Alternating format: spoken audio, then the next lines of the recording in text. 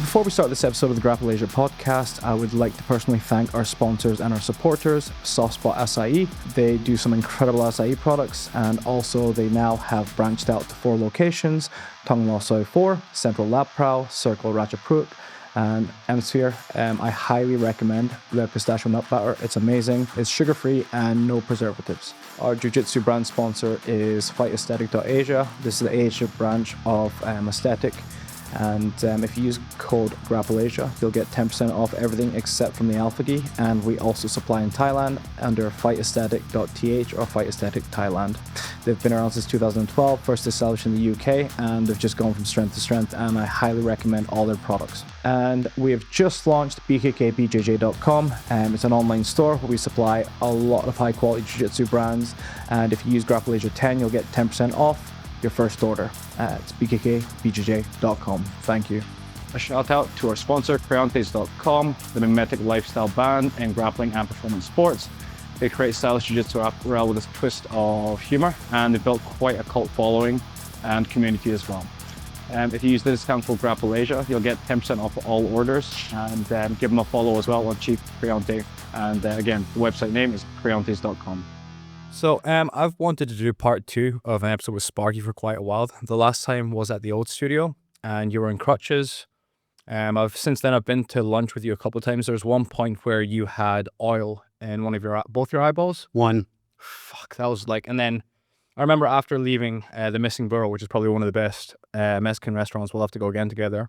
Sure. You're basically sitting there with crutches, half blind, saying, okay, I'll see you later, in the middle of Tongue Lo. And I was just like, there is no way I can leave you blind with one leg, taking a taxi home until the taxi at least comes and picks you up. But yeah, I'm fine, bro. I'll make it. I'm resilient. I can't leave you like that, man. But last time we had a really good discussion about discussing about jiu-jitsu, how you came up, origin stories, that kind of stuff. This time around, we're going to discuss your journey back now. It's been how long since it's about roughly around 2 years? Yeah, the accident was March 1st, 2023. Right, so it has been just over 2 years now, and you're lifting every day. You're back on the mats as well at our gym, which I'm very thankful about. So just tell me what it's been like getting back onto the mat after the accident. How does it feel when you first came back versus how you feel now, etc.? Yeah, man, the whole time I was in recovery, I just had this goal, that I will get back to jiu-jitsu in some way, shape, or form. And I knew that it might not be the same. It might be different for me, but my goal was to just fucking can I say fuck? Yeah, absolutely. Just fucking get there. Fine.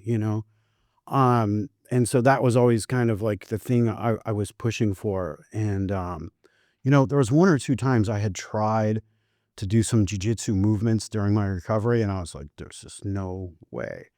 And then, finally I had a friend that was like, hey, I think you're ready, man. I want to start jiu-jitsu. Let's try it together. And so, yeah, I showed up at Arete, and it was, I tried to make it unemotional, but inside I wanted to cry, man. Yeah. It was just a really, really big victory for me. I mean, I had to learn how to walk again, like you said, I had silicone oil in my eye. My eye is like sewed together in the back. I got pretty mangled, man. So it was a pretty big victory for me to just be there. Even taught a class for us as well. I did. I taught my first class, and I also tried not to cry and just tried to make it like I didn't give a shit. But really, I was emotional about it, man, because I love teaching, and I just love sharing jiu-jitsu with people, man. And it's something that I've really been missing. Yeah.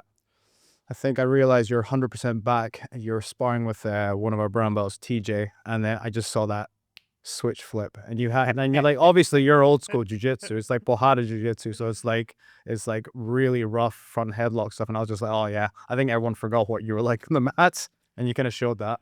Yeah. The guy pretty much tapped every 30 seconds, so he's learning as well, and I'm pretty sure he's fine. But yeah. Well, that's that was one of the first times. Like each time I test myself, I turn the volume up a little bit, and I kind of see how my body reacts. Yeah.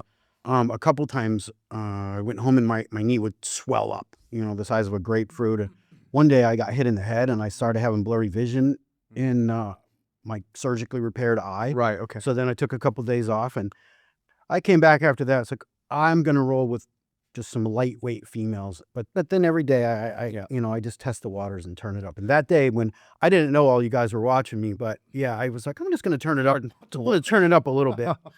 Yeah. Yeah, it was crazy. And like for like a guy that's got quite a big frame, you've actually got like incredible hip dexterity as well, hip mobility and dexterity as well, which is incredible. Most people don't expect. No, they don't. And then when I see you moving your hips around, I'm just like, Jesus Christ. It makes me feel like I'm 60 years old. Thank you. You know, but so Hey, you got to train with me, by the way. and you're That's giggling fine. the whole time as you murder me, but yeah, okay. That's what I like to do. But it's good. I mean, that kind of jiu-jitsu I think is definitely missing nowadays. As the sport's progressing. There's kind of like giving up a little bit of that brutality for the kind of like the growth of the sport. I'm not that brutal. I think there's like definitely the combat aspect that's missing these days with it, and you've been saying it as well. But I wanted to go into the mental health aspect of getting back on the mats as well, and you're an advocate for that, saying that, you know, you're really committed to like helping people out. That Yeah, that's really important to me, Mac. Like, a lot of people don't know that. My teacher committed suicide, and you know that sort of changes the way that you think about mental health. You know, before you look at somebody that's having issues, and a lot of times your first response is, what do they have to be sad about? You know, like, but that's what like a mental health disorder is. It's when you have problems when there's not the circumstances present to justify those kind of feelings, you know, like that makes it a disorder. So like anxiety disorder, you should have anxiety when you get dropped into war, but you shouldn't be having anxiety when you're, you know, watching TV at home. Like that's what makes it a disorder. And so, yeah, I have quite, I want to say somewhere between, at any time, between 5 and 10, 15 people that I talk to, just call once a week, twice a month, whatever. We just have a little call and how are you? Are you okay? Do you need help? And I just like to be on their team, man. Yeah. That's it. So they don't feel alone.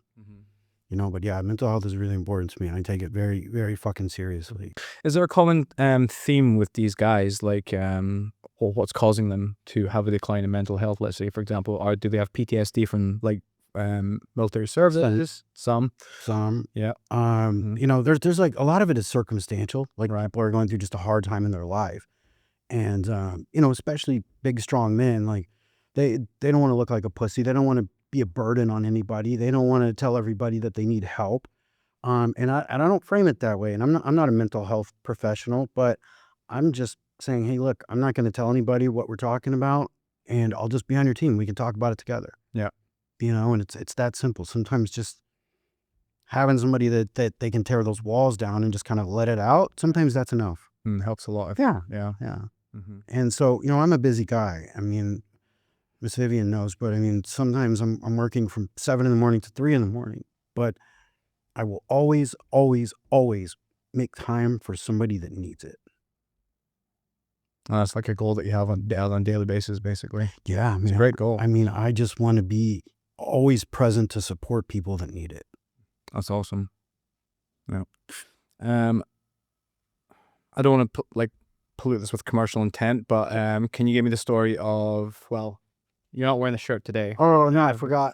MMAwarehouse.com. So while you're in recovery, you can barely walk, you can barely see, you decide to build a business. And obviously MMA is one of your passions. Could you explain how you went from convalescing all the way to building this new online business? Start from the beginning. You have plenty of time. Just tell your story, please. So my business partner and I, we built an investment startup, and called the Investors Club, and we sold it in 2022. So we had a pretty large exit, and what we wanted to do was buy or build an e-commerce company. And at the same time, one of my customers hit me up that we used to talk casually. He said, Jason, can you believe MMA Warehouse is for sale? I said, what the fuck are you talking about? Yeah. I loved MMA Warehouse, and I always wondered where it went. You know, it was, when I first came up, it was the place to buy everything, and then it just disappeared. Yeah. And yeah, we bought it, and we figured out it was still getting a lot of organic traffic every day. Yeah. It's been closed for 5 years, and people were still going to MMAwarehouse.com trying to buy shit. Wow. And so I thought, okay, this is a really good opportunity to rebuild MMA Warehouse, and we'll make it a little different than it was before. You know, I have relationships with a lot of the really high quality manufacturers of this equipment. Well, your best friend is one of the owners, right? Correct. Exactly. Yeah, one of the owners of Fairtex is my best friend. And you're the one that built the MMA team. I did. I built the MMA team at Fairtex, and you know, the Jiu-Jitsu program and all of that. And so it just kind of worked together where I had the connections in the equipment industry. MMA Warehouse was available, and I really saw a gap in the market in the United States when everybody is using really poor quality Pakistani and Chinese equipment. You know, and so my goal was to sort of use my knowledge of what is premium top shelf equipment and supply the US market with it through MMA Warehouse. So I've noticed that as well, is with the gis, obviously well, back in the day, most of the manufacturing was all moved over to Pakistan. Yeah. There is some brands, shout out to Origins, I'm a big fan of theirs, because they manufacture in the US. They do. Jocko's brand, right? They do. I mean, there's some factories in Vietnam that I know of as well. But yeah, most of the brands now get gis, rash guards, compression wear, all from China, basically. They do. And you kind of want to change that a little bit. Yeah. So let me start by saying I have some brands that were made in China, and they're honestly some of the best gis I've ever had. Yeah. I'm not saying anything about the quality. Yeah. What I will say is a problem is differentiation. Okay. So if you have a factory in Pakistan or a factory in China and they're making gis for 50 brands, you know, what they do is they say, okay, do you want this stitching or this stitching? Do you want this fabric or that? It's like a template, and you put it together, you send them their logos, and they send you the gis. Yeah. And the margins are great. They're really cheap. You can buy a lot of them and sell them for 3, 4, 5 times what you pay. There's really nothing wrong with the quality. I don't want to say that they're bad because I use some of those gis and I have bought and sold gis from those places. Yeah. But they're not different, right? And so you'll have 3, 4, 5 brands, and you can watch people argue online about which ones are better. Yeah. And I know for a fact they were made in the same factory by the same guy and the same machine. And so they're not bad, but they're not different. Exactly. And so, yeah, I am looking for other ways to get gis made. I mean, we might do this as well, China, Pakistan, but I want something substantially different, something unique, something that you can market like, hey, we built this different. And most of these brands cannot say that. No. You know, and there's nothing wrong with that. Every school in the world has at least 2 dudes that called up Pakistan, sent a logo, and have some really nice gis to sell. Yeah. Every gym in the world has a couple of these guys, and there's nothing wrong with it. I love the idea and I love the hustle, but the idea that they are substantially different from each other in some way, shape, or form, that's questionable. Yeah. So, number one, you're trying to differentiate, and obviously, it's MMA Warehouse. It's all MMA equipment as well, and you're working with like several brands in terms of like striking equipment, and then we're talking about like compression wear and stuff like that as well. So where is MMA Warehouse now, from when you started it, and where do you want to take it, basically? It's a really good question. Man, one of the, I know this from business, but in this business specifically, I've got a lesson, is that everything I want to do takes 3 times longer than I had planned on paper. You know, so it's going well. We're doing exactly what we want to do. We're hitting the numbers that we want. Everything that I want to happen is happening. We're open. We're doing retail. Customers are happy. We're doing very well. The next sort of evolution is this will be a wholesale program. And my goal is to supply every gym in America with this high quality equipment, you know, especially the Muay Thai stuff from Thailand, in such a way that they can sell it to their students and make plenty of money. Comparable to these Pakistani brands. So we can help them change out from selling cheap shit to really good shit for similar margins. Right. That's my goal. That's awesome. I don't know if I should be discussing politics, but is the tariff wars affecting any of that right now for you? Man, it's up in the air, and it's a good question. That's not political. I mean, it is what it is. It's a fact. And yeah, So this will affect us. And this is unfortunate. And this is industry wide. If they put an extra 10, there's already a duty, like a duty that we pay. Yeah. If there's an extra 10%, all the prices go up 10%. Exactly. I mean, they go up for everyone that's importing stuff. It's not us. This is just, that's how it's going to work. If, you know, they had quoted at one time, Thailand would be 36%. Okay, the price of gloves are going up 36% in all of the, in the United States, you know? It is what it is. There's nothing we can do about it. Yeah. This was a discussion I actually had recently with another prominent brand, European, and they were saying that Brexit, for example, caused a 32% tax hike. And now, obviously, because of what's going on with tariff wars in the US, for example, they're exploring other markets. So in this case, it's going to be wider Asia. Yeah. For example, I'm officially the supplier for aesthetic in Thailand. Obviously, Congratulations on that, probably. I mean, I love the guys. For me, it's just a personal. I've been like, when they first started, it was when I first started Jiu-Jitsu, and I've always liked their stuff. The reason why I work with them is just on a personal level. I like working with people like that. I love it. I've always been a fan, basically. It's not because I want the money, and it's not because I want their margins. It's because I like working with interesting people and talking to interesting Fantastic. people. Yeah. But yeah, I think another avenue is obviously the Asian market for some of the global brands. I think just because they're getting affected by what's going on just now, which is, it is what it is at the same time. But in your case, your main goal is the US market. Obviously, if you can get the American market, that's it. You don't really need anything else, right? Step one is the American market for us. This is a phased approach that we're launching this business.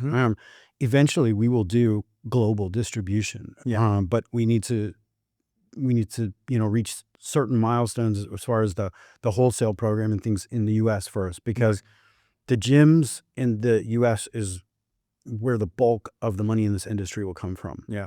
But yes, we will have probably a distribution center here that will fulfill global orders at some point soon. That's awesome. We're also looking at, distributing some of the brands worldwide also. So like, making brand deals and distributing those in other countries as well. Yeah. Yeah. I mean, with the history that you've had in Thailand, and obviously you've got a history in the US as well, I think that's, I mean, you've years of blood, sweat, and tears, so I think that's definitely a possibility for you. Thank you. You've built a successful gym up in Chiang Mai. You've worked with some incredible coaches. You've built the culture there. You've done what you've did in Fairtex as well. So I think that back experience itself is probably going to be what's going to like help you drive that forward. And obviously, you've got your online. Your business is SEO optimization, right?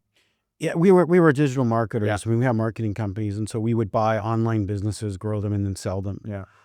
That's kind of, from a business perspective, what we have done historically. And so this was a good fit for that. Yeah. It was kind of a marriage of my professional career and my martial arts career. Wanted to pivot as well, and you wanted to discuss like jiu-jitsu related things and the subtleties and the difference of the BJJ scene, let's say in Thailand and other parts of the world. What could you say about that? Yeah, man, it's a lot different. And I think jiu-jitsu is just evolving, but I've been doing this shit more than 20 years, and so I have a real old school mentality. And when the Brazilians kind of brought this stuff to the States, a lot of them, there's a commercial opportunity for them to make money, but I think down deep, a lot of them were a little bit disappointed on the things that changed in the jiu-jitsu culture when it spread there. And so you take it even like another step further, and you go like one step further away from like the roots, and you come over here. And so I have this like a similar perspective on, like you see these evolutionary stages, and you kind of see things are changing, and they're a little bit different. And so I think I'm seeing a little bit of that right now. Could you point out something distinctive then? Yeah, a lot of it. Jiu-jitsu traditions. When you have these Brazilians that learned, from the source, they were very serious about some of these traditions. And I was taught, etiquette, traditions, these kind of things that, from the outside looking in, why are we doing that? It doesn't really make sense. And a lot of people question, should we be doing this? Should we be doing that? And when it gets further and further away, you have people like, we're not doing that in my school. Yeah. You know, and there's really nothing wrong with that. It's a business. You can do whatever the fuck you want. But I always look at it from a point of humility. I was always like, who am I to change a tradition? Yeah. Like, who am I to just change the way that jiu-jitsu has been done for the last 50 years? Like, who am I to make that change? I don't have that power. You know, I'm not somebody special where I can just totally do something different and call it jiu-jitsu. You know, I know guys that are now teaching heel hooks to beginner white belts in the gi. It's not something that was traditionally done. You know, is there anything wrong with it from the outside looking in? Maybe everybody should learn that move. I don't know. But I looked at it like I don't have the right to make those changes. Like this was part of the traditions of this art. And I'm nobody special enough to make substantial changes like that. Does that make sense? Yeah. So that's how I look at it. Like, who the fuck am I to change this stuff that everyone's done for a long time? Like, do I really understand all of it? Do I really, you know, do I think we got to bow 3 times and, you know, like stand in a perfect line? I mean, you know, there's a lot of things like this that happen. You know, can you ask this guy to roll or not? And, you know, I mean, all of these things, I mean, you know, they're really, from a practical point of view, questionable. But I always just looked at it like, I'm not important enough to change this art. I learned it a certain way, and that's how I'm going to do it. You know, like, I don't want anything to be lost through me. Yeah. Okay, good answer. That leads me on to owning a business or owning a martial arts gym. Oh, sure. And you told me that you had a long conversation with the gym owner. Yeah. Now, I don't know where he is or what the location of the gym is, but you're talking about students leaving the gym to make a competing gym. And you have a lot to say about that, basically. Oh, yeah. I mean, look, I think it was Kurt Osiander had a famous quote, like, when you teach jiu-jitsu, you're training snakes to bite you. Yeah. You know, a lot of these guys, they make a gym and it's how they support their family. You know, they get a black belt, they have a gym, you know, and you raise up these students from white belt to black belt. Well, what do they want to do as a black belt? They want to do this. They all want to make a gym. They all have the same dream. And I was talking to a very, very old school famous jiu-jitsu guy, and he told me, Jason, I have 4 black belts that have made schools within 3 blocks of me. And there's little jiu-jitsu schools all over. And so they'll teach at this school. They get a group of students, like the noon class or the 7 a.m. class, and these students start to love that teacher. Yeah. That guy gets his black belt. He wants to make a gym. And he steals. I mean, this is the natural progression of jiu-jitsu. So in a way, teaching students, you are training people to poach your business. Yeah. And so I was really grateful and lucky that my teacher had an instructor's program, and I had to go every Saturday morning for 2 years to learn how to teach. I mean, they teach you everything from tell everybody to point their head towards you in the middle of the mat, how to manage the clock, how to deal with loud kids screaming on the side while you're teaching, all of these things, but also the business of jiu-jitsu. And this was a really important one. So what my teacher did is he made an instructor program.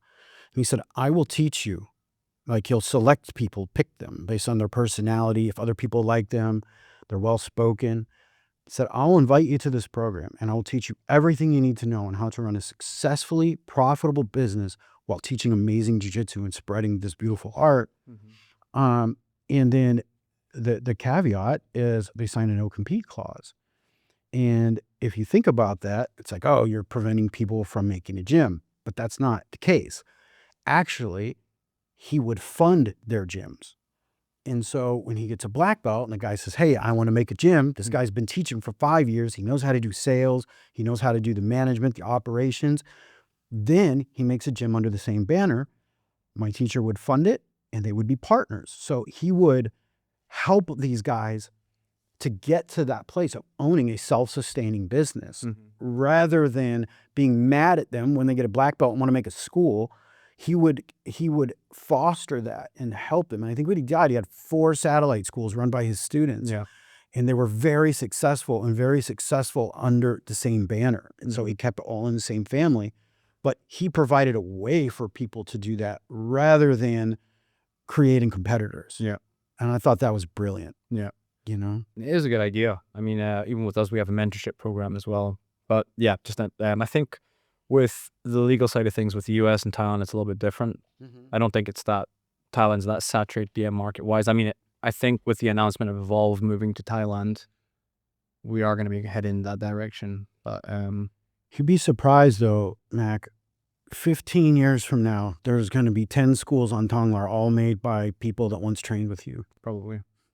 It's the inevitable direction that this sport goes.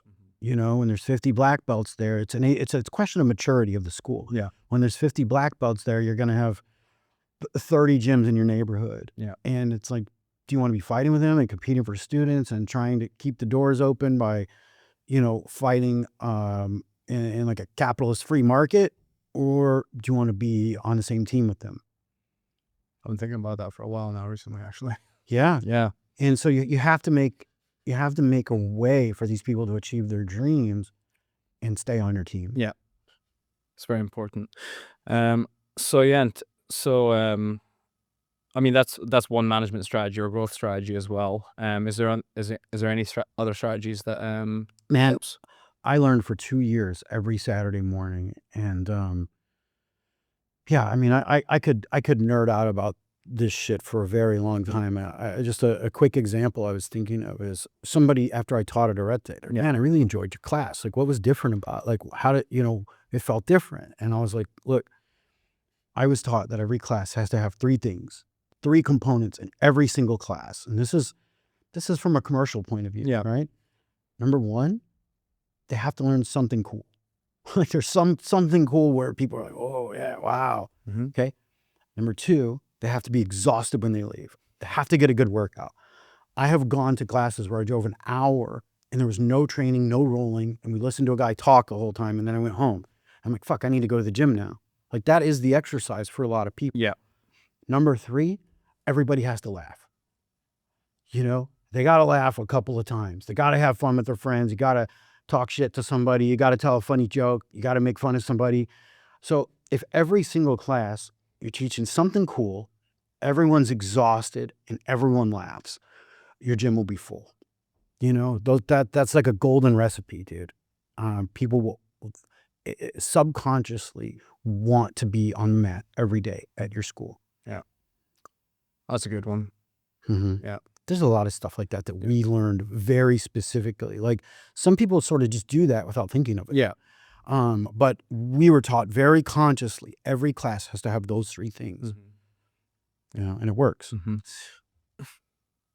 Was there like a base layer of a curriculum that you guys followed that someone spearheaded, for example? Or okay. See, I think that's really important as well. Very much so. So we had, and that's why I love your beginner program at Arete. We had a 4-month beginner program, and you essentially had like a check card, and you had to make sure that you completed each class, or like, you know, and it was really a safety thing. Yeah. Just to make sure that they knew when to tap, you know, when they were going to put in dangerous positions.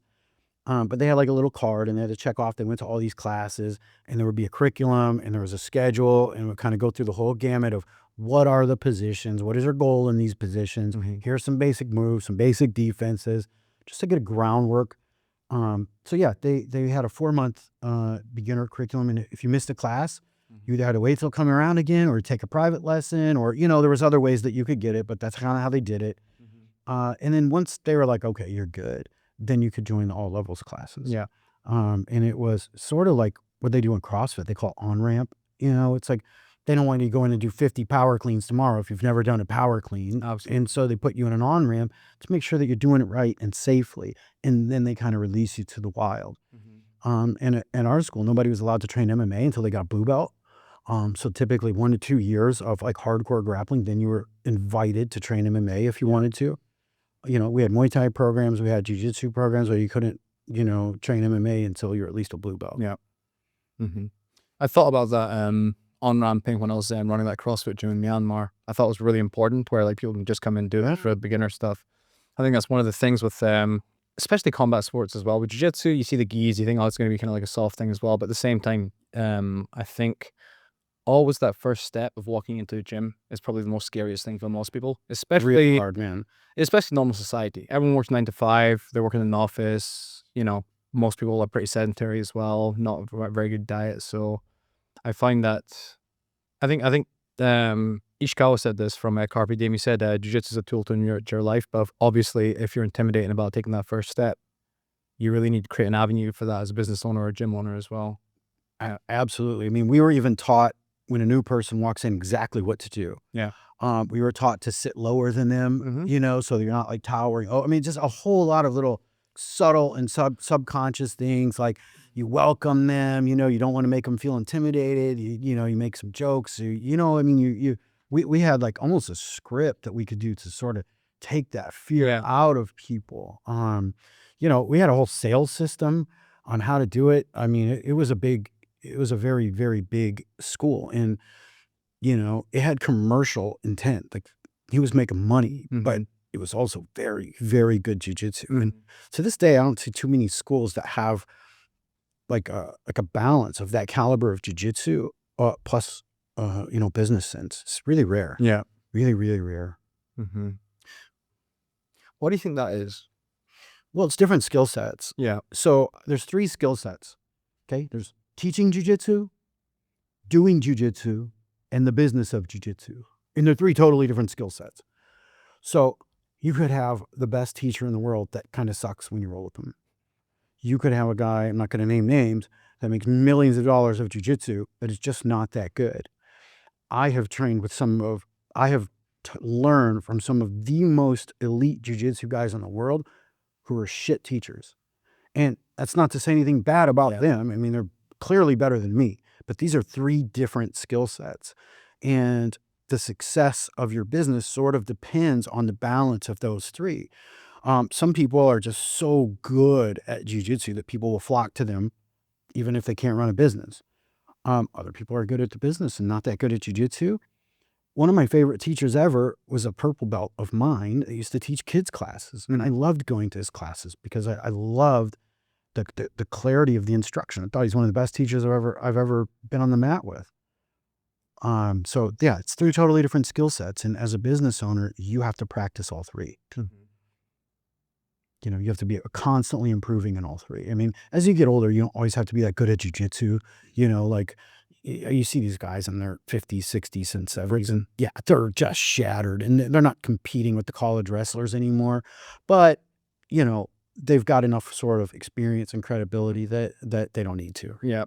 What I find interesting as well is there's different types of jiu-jitsu now, and I've got a friend who's Jean-Jacques black belt, and he was telling me a lot. People played quite a lot of inversion games, like for example, Berimbolo. Yeah. They went all the way from white to black belt playing a Berimbolo game, and now they quit jiu-jitsu because their body can't handle it anymore because they've just compressed their spine so much doing that over and over again, which can be a huge issue as well. But then it wins competitions, which I understand at the same time. So it's like, I think with jiu-jitsu, you really need to, just because you want to win, you play like, you game the system, if you know what I mean, which I know Corey like. But then at the same time, you got to think about risk versus reward of long-term health consequences as well. Dude, look at 10th Planet. A lot of those guys have hip replacements after 15, 20 years of 10th Planet. They're all having hip replacements. I'll send you a funny clip actually. Yeah, one of my recent guests I've released a video of. He posts there's a clip of him talking about the 10th Planet system. And he just said the biggest waste of time I ever had in my life. All my friends have sore knees because of that fucking book, basically, he said. Yeah. And now look, I won't say anything bad about the system. Yeah. I think it's brilliant. I hold it in the highest regard. But if you play a specific style, to your point, your body will have wear and tear in those areas. And, you know, they teach a certain kind of movement, a certain kind of flexibility. And yeah, they pay for it after 15 years. And it's not to say that any other style doesn't have that, but that's just a really, like, you know, a really narrow, focused, perfect example of what you're talking about. Yeah, exactly. Like, for example, who are very famous Spider Guard players? Braulio Estima, for example, and Hamla Bahal, they play top game now. They can't, they don't play their old guard game, basically, because of, like, just how often they throw in in that position. Yeah. Yeah, dude, I mean, you do this stuff long enough, and you I mean, my game right now is 100% different than it was a couple years ago. Yeah. Like, I can't even sit in a guard right now. And so you watch me, so now I'm pretty much just sitting on my ass. I sweep somebody and I pull them kind of back on top of me. I mean, you know, it's sort of like water. Like, you just go the path that you can. And, and over time, you sort of, you know, carve the like a pathway, and Mm-hmm. you know, and that's just how it works, man. Mm-hmm. Another thing I've noticed as well, I've been thinking about grappling recently. I've been seeing, I don't want to just differentiate between like Brazilian Jiu-Jitsu, wrestling, and all this kind of stuff. It's fine. But I see a real importance in, obviously, you come from a wrestling background as well, but you love Brazilian Jiu-Jitsu. I love Jiu-Jitsu as well, but I don't really have much of a grappling background except from BJJ. Mhm. And I've been thinking, Kenta said this in an interview, which I found really interesting. He's Kenta Yumoto. He's like a three-time trials winner. He's Sure. beaten in CGI. Really good English. I think that's one of the reasons why he's been able to travel and train around the world as well. But he just said MMA grappling is the closest thing to what real grappling should be. Like, Makes sense. the more I think about it, and the more you see the meta right now, remember Danner said there's three big flaws in Jiu-Jitsu. Number one was leg locks, which he thinks has been filled up now. Obviously takedowns. And then number three, it was your ability to impose top position and keep top position. There's no incentive in IBJJF rule set to, well, I mean, like for example, ADCC, like you just like, you've got that 3-second window of the takedown opens the scoring criteria. It's not you score 2 points after the guy's back hits the mat, basically. So the issue is your ability to keep that guy down and score the 2 points. And he said that's a big issue right now. And with a lot of jiu-jitsu guys that transition into MMA, they can't hold people down. No, they can't. Not at all. Because we don't train jiu-jitsu for people that don't want to do jiu-jitsu. Yeah. Right? You train every day. I train every day. I don't mean you specifically. We train every day with people that want to play this game on the ground. Yeah.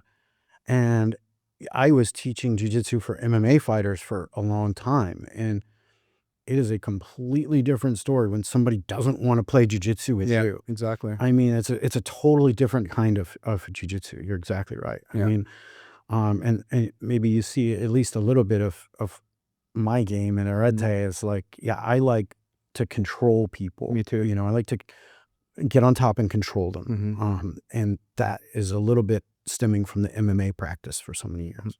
I find that important as well. I've started to notice as well, whenever I get put on my back, for example, if I don't want to be there, I don't have to be there anymore because people don't know how to keep me down. And the folk style wrestling, for example, is a really good example of like what Craig's been showing in his power ride instructionals, for example. Yeah. And I really like that. And I really respect that as well. I mean, look at the guys that are having success in MMA. Look at the Dagestanis. They were not the best in international wrestling. You know, in international wrestling, like Khabib's not winning gold medals. Yeah. But that style has translated to MMA so well. I think that specific kind of a style just translates to MMA because they're able to just hold people down and nullify submissions and beat the shit out of them from positions of control. Yeah. And they're able to kind of like transfer the weight onto them and exhaust them at the same time. Yes, they're so good at it. I've been focusing on that a lot more recently on a personal level. But yeah, I just find jiu-jitsu, it seems to be missing that as well. It is. And actually I love that about Arete. I mean, I can't do any wrestling anymore, obviously, because I'm old and broken. But I was explaining to one of the newer students, you know, I was like, man, you guys are really lucky that you're learning this as part of your curriculum, because for years this has been a neglected part of jiu-jitsu. I think they're lucky to train. It's a health and safety hazard to a certain extent, and I think with a lot more like Western countries, it's probably like a recipe for a lawsuit, basically. Yep. I think that's one of the reasons. A lot of gyms in the UK, for example, I remember them starting from their knees. We always started for the knees. It was usually a matter of space. Yeah. And not the people wrestling that would get hurt, but the people that they would smash into. Yeah. I actually saw a guy snap his shin by two guys wrestling next to him and landing on his leg, and he had to have like a metal rod put in his leg. But yeah, it's usually just a matter of space and the people around you. So they just say, you know what, just start on the knees. And it makes sense, but it also gives people some bad habits and false security. Absolutely. Yeah. It's good. Yeah. So another thing I wanted to ask you about was obviously, you know, the business side of things quite well. Are there any red flags you would say with gyms in terms of, it can be anything in terms of, let's say if you're choosing a gym or if you're starting a business, people that you hire, just like culture, for example, things that you should avoid? Oh God. From a business ownership point of view, or from like a where do I want to train point of view? Both, if possible. Yeah. I mean, look, I just explained this to somebody today. You know, I do similar to like I do with mental health, Mac. I have people that call me and I talk to them about business and help. Had a guy, that's why I was a little bit late today. I was on the phone with somebody. It's like, I need help. What do I do about this situation? And it's a toxic relationship with a shareholder.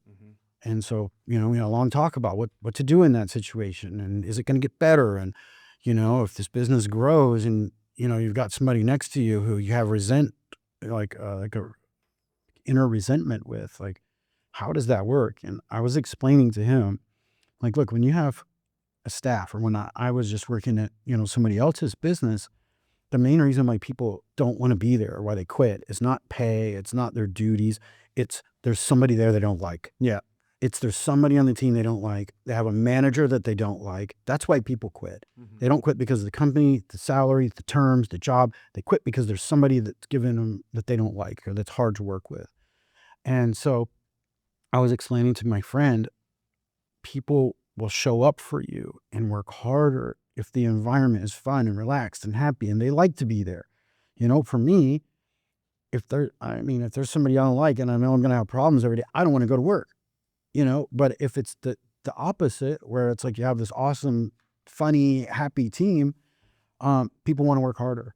And it's the same vibe in any business. And it's the same vibe in a jiu-jitsu school. Just like I said, with how you teach the classes, like, people have to want to be there. Yeah. You know, so the vibe is my answer. The vibe is the answer to everything, you know, and it's important. And when, you know, somebody starts spouting off negative energy or, you know, starts complaining about each other, making problems, I mean, you really have to question, you know, cutting out these toxic tumors very, very quickly. It's a really good answer. Yeah. So, I want to pivot into the PTI section. So what PTI? It was an old, I don't even remember this. It's something Ataka basically invented. It's basically rapid fire questions. Oh, okay. All right. The timer's going to go for 60 seconds. I'm going to ask you some questions and you have to answer it within that 60-second time period. The video is going to be edited where the time will start after each question, basically. Okay. I've got 13 questions. Don't need to answer all. Sounds like a test. Almost like a test, yeah. It's funny how some people react, actually. And then I've got a couple of questions at the end to ask. Yeah, sure. Let's go. Okay.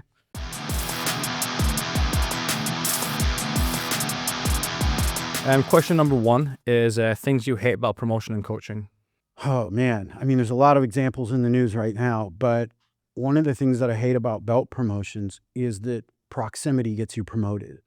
And, you know, if you're an instructor, the guy that's always next to you, that's always talking to you, that's, you know, you feel like their effort is more, but, you know, there could be a quiet person in the class that is equally as deserving. And so, in a way, people always reward proximity. And that's not necessarily the first, you know, it's not necessarily a criteria you should be looking at. Like, people that are more visible to you. It's the same in business. Yeah. People get promotions that are there right beside the boss all day, and they might not be the ones that have the best set of results. Yeah. This one's going to be a 2-parter. So, best athletes you've met and worked with, and worst athletes to work with. Dude, I hate to say this, but the best athlete I probably ever worked with was Stamp Veritex. Shout out to Stamp. She's a little shit. So I hate to say it. I love her dearly. I'm going to clip this. You know that, right? Oh, yeah. I love her dearly, but she's late to every class. She never stops talking during my classes. Man. So she is the best and worst student then. Okay. She yes, encompasses. But here's what I'll say. I've never seen anybody work harder and complain less. She'll train for 7 hours a day with broken foot, broken ribs, whatever. Doesn't give a shit, man. You know, you can teach her something once, she'll do it that day. You can say something during a fight and she does it. She's very coachable. She works twice as hard as any other professional fighter I've ever seen.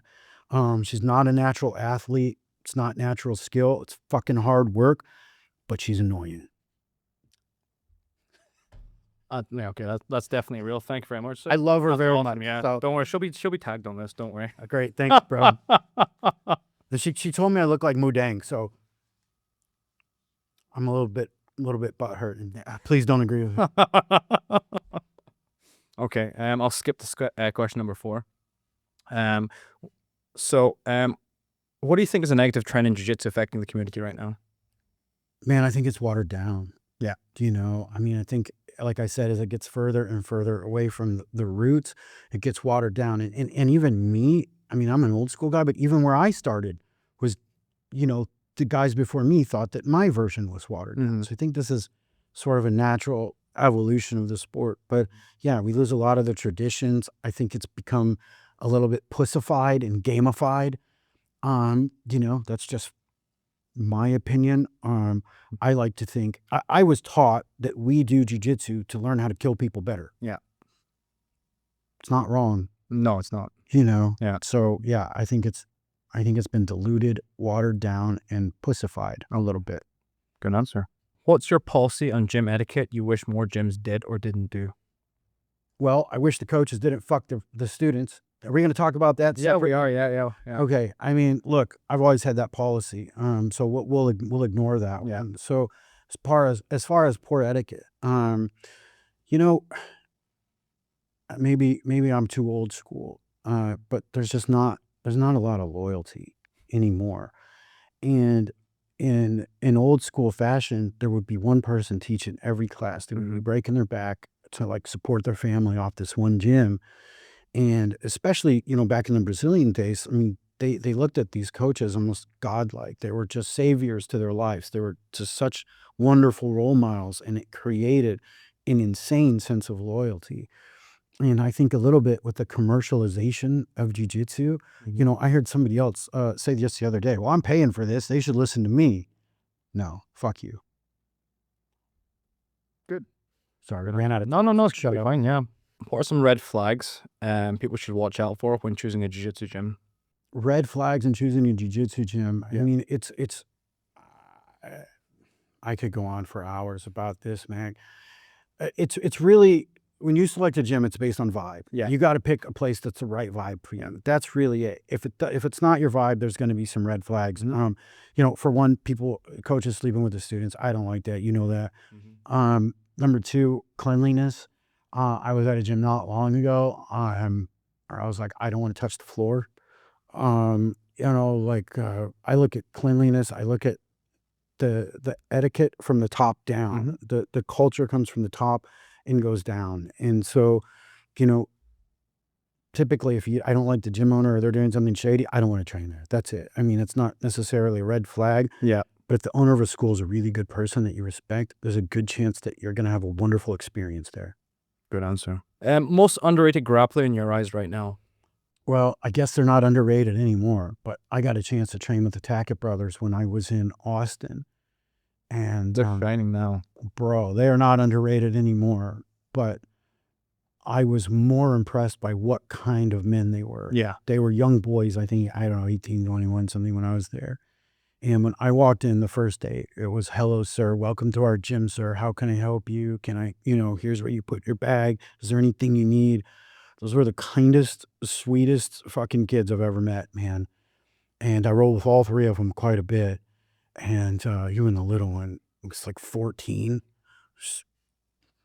Yeah, they were good, man. Really, really good. But they're not underrated anymore. They're getting their moment right now. And I love it. Yeah, I like their style of jiu-jitsu as well. Yeah, it's cool. It's 2 years since we actually discussed them. You're saying you said the same thing as well. I did. Yeah, you left. I mean, they must have left an impression if 2 years later you're saying they left an impression of me off the mat. Yeah, they were just the most polite, sweet, kind kids I had met in this sport, and I just remember just being really impressed by their character and just wishing them success. And now I see what they're doing. They're on fucking UFC. I'm like, man, they deserve every bit of it. Absolutely, they're good kids, man. Great answer. Okay. This one's a good one for business. What do you think is a really underrated business tool? It can be anything online, let's say, or it could be like gym management software. It could be anything. Mentorship. Man, a lot of people try to do this stuff alone. A lot of people don't listen. I am so lucky that, you know, I have a group that backs me that has a world of experience. I have a monthly call with a financier from Switzerland who runs a private equity fund, who has just, you know, he's an older guy, bought and sold businesses for years. I have a monthly standing call where he just helps me with stuff. Man, he's just out of the kindness of his heart. I have a guy that I really respect that owns a factory in China that has helped me a lot with business. Yeah. I have some local people here. I have a very good friend. I talked to him this morning. I talked about every 2 weeks, and he's doing really, really big things on a big level. Yeah. So, you know, it's mentorship and choosing your circle. Yeah. You know, you are your circle. I choose people that are in wonderful spots and have put themselves there. Good answer. One book or resource every coach or gym owner should read. I don't read, bro. People, I mean, I just, for years, people would give me books and like, hey, you got to read this. And I would always say, yeah, I'll check it out. But I never did. I don't fucking read. Yeah. So now I just say I don't read. Yeah. Some people are like, hey, man, I got you a book. I'm like, don't. Sorry, I'm not reading it. Good answer. Well, I like that. But here, I'll say this. I'm writing a book. You're writing a book right now. I'm going to write a book. Actually, yeah, you're going to write a book. I'm going to write my own book. Okay. And what's I probably won't read that either, Nick, but I'm going to write it. I'll read it. I'm going to read it. I'm going to write it for people that like to read books. I like to read books. Yeah, I think, I mean, look, I've been through a lot of shit. Yeah. And you don't really want to, you know, toot your own horn per se, but I have a pretty solid mindset. Yeah. And it's helped me get through a lot. And I've been told that it's helped other people, so I'm going to put it in writing. Good. Yeah. Very good. I like that. So this will be the last one in terms of the rapid fire. The whole, well, let's say coach-student relationship in terms of, like you said earlier, don't sleep with your students. Give me an outline of that. Listen, when you're a coach, you have a relationship with your students that is different than their parents, their brothers, their sisters, their boss. It is different. Students come to me when they have financial problems. They talk to me when they had STDs. Dude, seriously. They talk to me when they're breaking up with their girlfriends. You are in a position of respect and authority, and you're in a real position to help people. And forget the timer, just keep doing it. Okay. Go and to put this whole thing, to tie this together, I firmly believe, you know, females and males are attracted to the opposite sex for different reasons. Yes. Females are typically attracted to males who are the leader in the pack. Yeah. You know, they're attracted to the guy that all the other guys look up to. It's just sort of biological. And if you are a jiu-jitsu coach and you're the one, like, you know, everybody's like, oh, this guy, the coach is so good, he kicks our ass. And, you know, everybody's talking about him in you know, this air of respect and clout. That's the guy that the girls are attracted to. Yeah. And if you're a coach, you have to understand that. And I see these guys that essentially prey on their female students, and they take advantage of that position of trust, and that sort of biological inclination. And man, I know guys that will literally fuck every girl that comes to their school. And I think it's disgusting. You know, for me, this is my family that we train with. These are my brothers and sisters.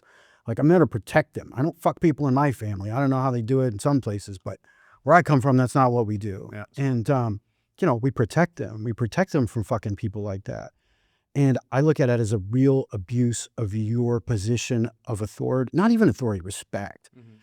They rely on you. They, you know, you're in a position to really help people. And, you know, it's very easy to take advantage of that position. 100%. And you really have to have some discipline and some, you know, some real moral fortitude to zoom out and see these situations for what it is. I mean, my God, we live in Thailand. It's easy to get laid if you just want to have sex. Like, you could probably go across the street and do it. Don't fuck your students.